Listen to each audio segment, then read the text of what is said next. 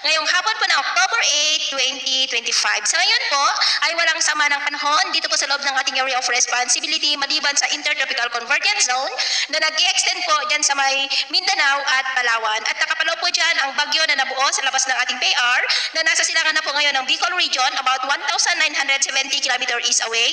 Pero hindi naman na po yan nakitaan na banta dito sa ating bansa. Mayroon na din pong mahinang amihan na umiihip sa silangan ng Luzon at Visayas at nalalapit na rin ideklara ang opisyal na simula ng amihan season dito po sa atin.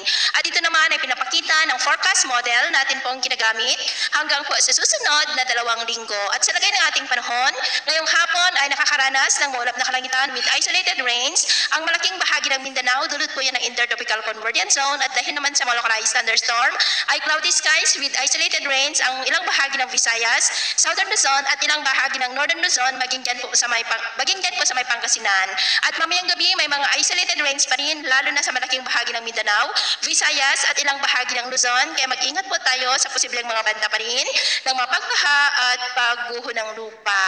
At sa atin naman po mga baybayin, wala naman po tayong nakataas na gale warning signals pero iba yung pag-iingat lamang po kung papalaot tayo para po mas makaiwas sa